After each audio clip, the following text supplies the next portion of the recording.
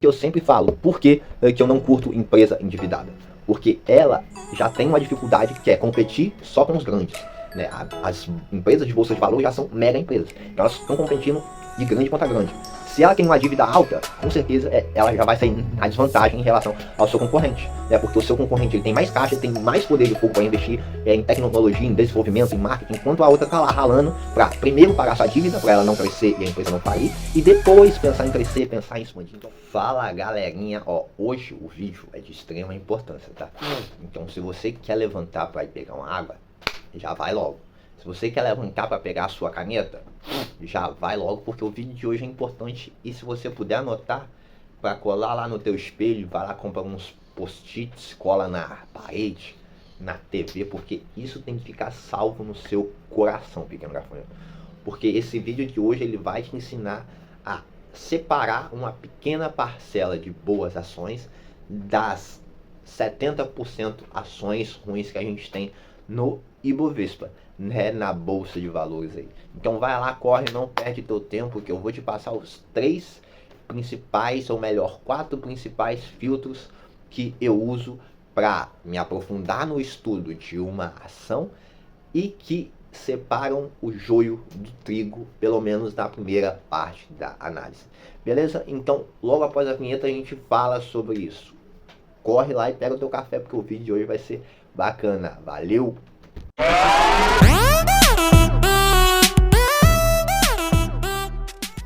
Bom, vamos lá. Espero que você tenha pegado pelo menos uma caneta. Não precisa comprar post-it, tá? Pode anotar no caderninho ali.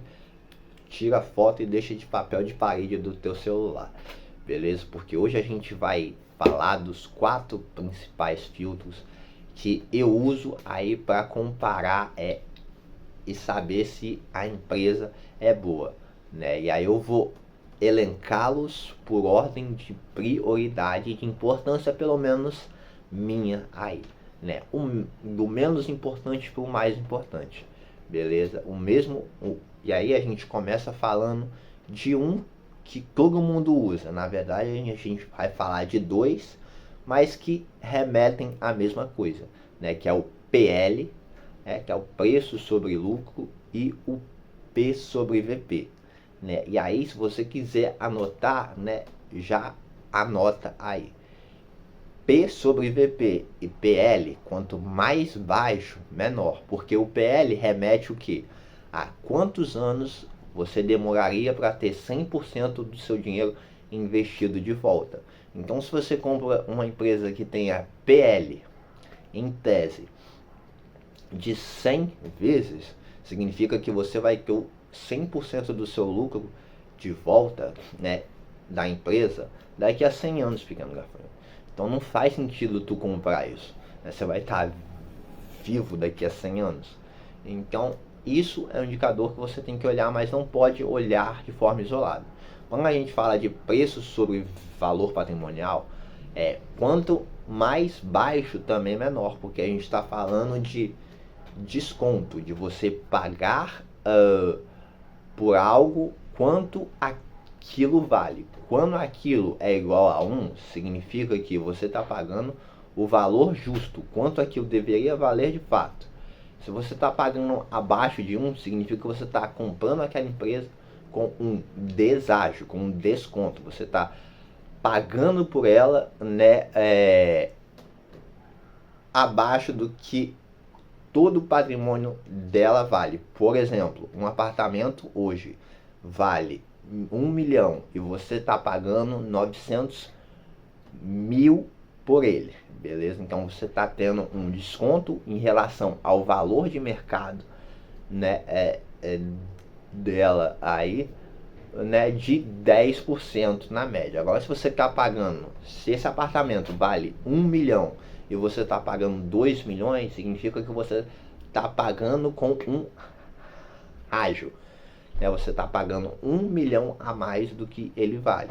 E aí a gente sabe, né, pelo menos no apartamento, que quando você compra acima do valor de mercado, ele é mais difícil de vender, né? Nas ações podem ser a mesma coisa, né? Porque se você está pagando com um ágio muito grande, né, significa que você está pagando muito caro por aquilo. E pode ser que tem a queda nos preços, né, no futuro. Ou seja, a sua margem para lucro, ela faz isso aqui, ó. Ela fica pequenininha, pequeno gafanhoto. Então, de novo, esses indicadores não devem ser comparados de forma isolada. E como é que eu comparo eles, Gilberto? Você vai comparar com as mesmas empresas do setor. Vamos lá, pegar todo o setor, por exemplo, de varejo. Vamos comparar Magazine Luiza via varejo, né? Qual das duas tem o menor PL? Qual das duas tem o menor P sobre VP? Essa vai ser considerada a mais barata. Lembrando que mais barata não significa melhor nem mais rentável. Segundo ponto importante, lembrando que eu estou falando aqui do menos importante para o mais importante, pequeno gafanhoto.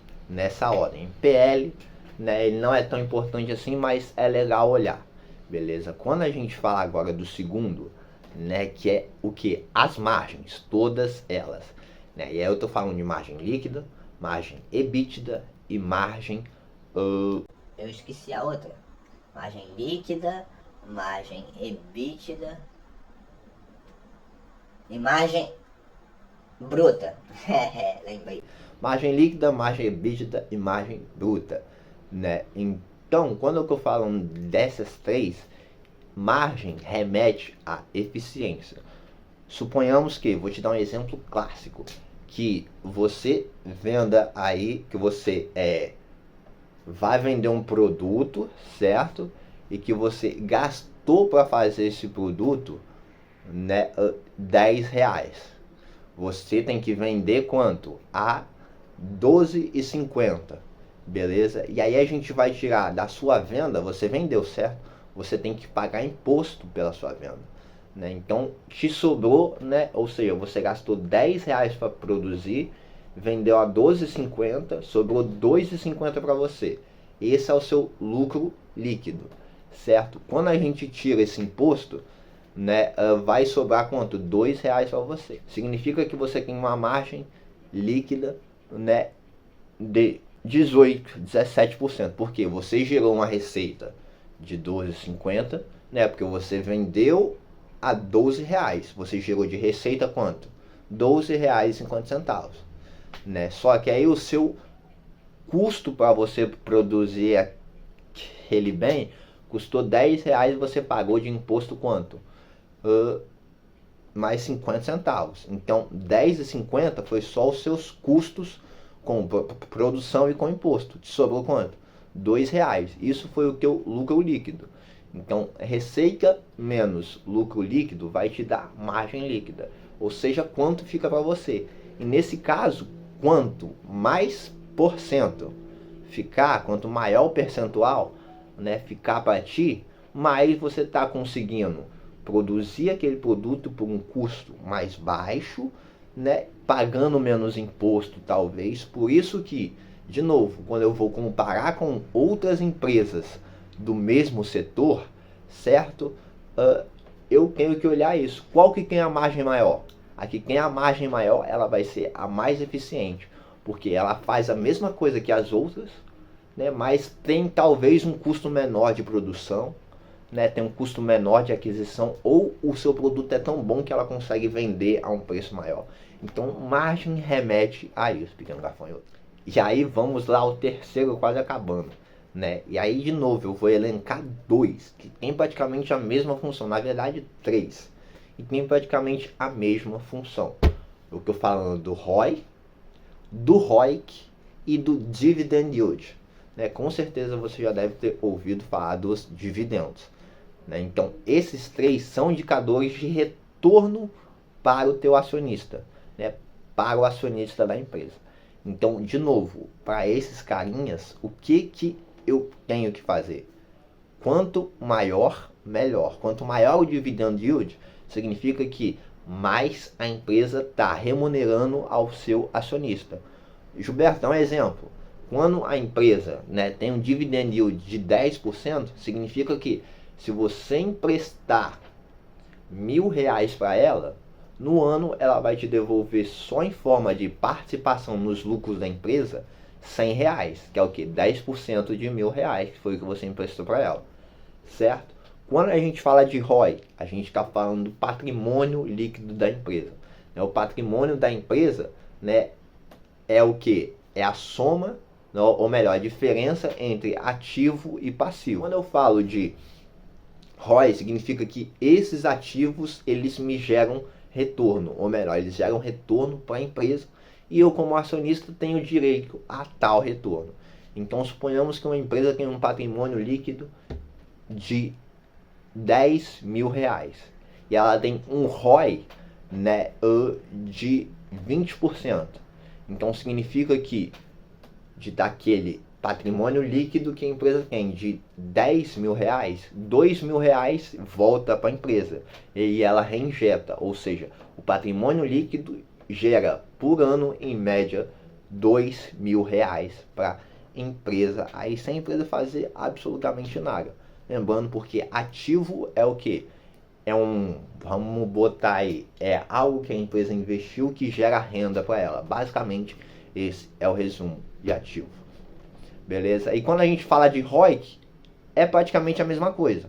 Só que a gente vai trocar patrimônio por capital investido.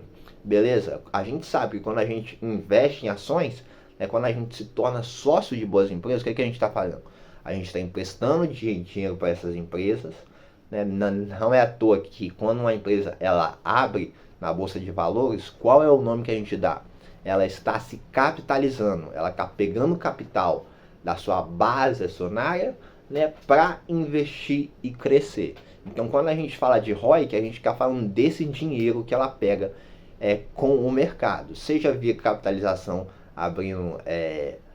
abrindo capital em bolsa, seja via dívidas aí, porque vocês sabem que as empresas tomam dívidas.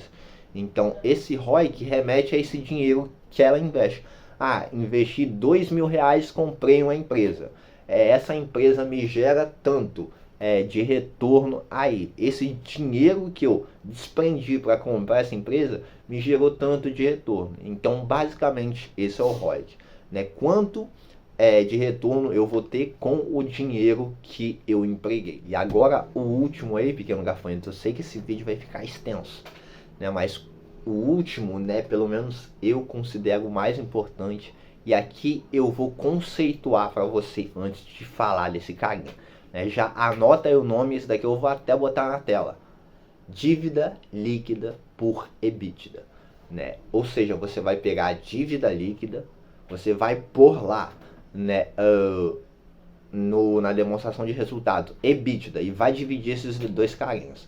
Quando você fazer essa divisão da dívida líquida pelo EBITDA, que nada mais é do que o lucro operacional, é aquele lucro só que sem descontar os impostos, tá?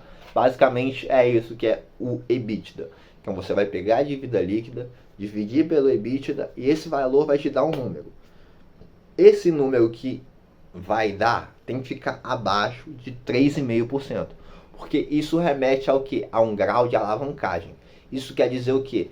Que a empresa, se eu tenho isso, por exemplo, fiz essa divisão, né, e deu o número 1. Então eu dividi dívida líquida pelo EBITDA e deu 1. Significa que tendo aquele lucro operacional, lembrando que não é lucro líquido, tendo aquele lucro operacional com base naquela dívida que eu tenho, né, eu vou demorar 1 ano para pagar essa dívida se eu continuar tendo esse lucro. E se a minha dívida não aumentar. Tá? Então por isso que é sempre legal estar de olho nessas questões. Tá? A dívida está aumentando, mas o EBITDA também está aumentando. Opa, show, bacana. A dívida está aumentando e o EBITDA tá caindo. Opa, significa que eu tô tendo menos lucro operacional e a minha dívida tá aumentando. E aí o que acontece, pequeno gafanhoto, quando a dívida ela sobe demais se o meu lucro não consegue cobrir? Eu vou à falência, eu peço recuperação judicial, né? Então a gente sabe, todo mundo sabe, todo brasileiro, né, sabe que o cenário para viver com dívidas é ruim. Porque nós temos taxas de juros altas e as nossas taxas em cima de dívidas são as mais altas do mundo. Né? Então, se pra gente já é ruim ficar endividado, imagina para uma empresa que precisa estar investindo para crescer, para se desenvolver, para se manter no mercado, para ganhar mercado, para captar novos clientes. Então, basicamente é isso. Se a empresa ela tem muita dívida, ela não consegue se mexer. Ela fica engessada, ela não consegue se mover. Ela não consegue aí, né, ficar par a par com os seus concorrentes. É tanto que eu sempre falo, por que eu não curto empresa endividada? Porque ela já tem uma dificuldade que é competir só com os grandes. Né? As empresas de bolsa de valores já são mega empresas, que elas estão competindo de grande contra grande. Se ela tem uma dívida alta, com certeza ela já vai sair na desvantagem em relação ao seu concorrente. Né? Porque o seu concorrente ele tem mais caixa, ele tem mais poder de fogo para investir em tecnologia, em desenvolvimento, em marketing, enquanto a outra está lá ralando para primeiro pagar sua dívida, para ela não crescer e a empresa não falir, e depois pensar em crescer, pensar em expandir. Então você está entendendo essa questão da linha de raciocínio da dívida, do grau de alavancagem? E por que o legal é ficar abaixo de 3,5? Porque o ideal é que a empresa não demore mais do que 3 anos e meio para pagar uma dívida, pequeno gafanhoto. Beleza? Quando eu tenho acima disso, de 3,5, já é um sinal de alerta vermelho, mais vermelho possível.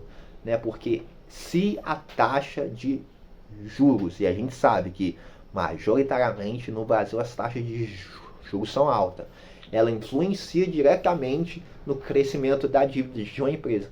Então, se a taxa de juros explodir, se o cenário do Brasil, e eu estou rindo aqui porque isso é o mais comum, ficar em desordem, né? Acontecer um problema, que a gente tem sempre problema, pequeno gafanhoto, essa empresa endividada é a primeira a ir para a vala.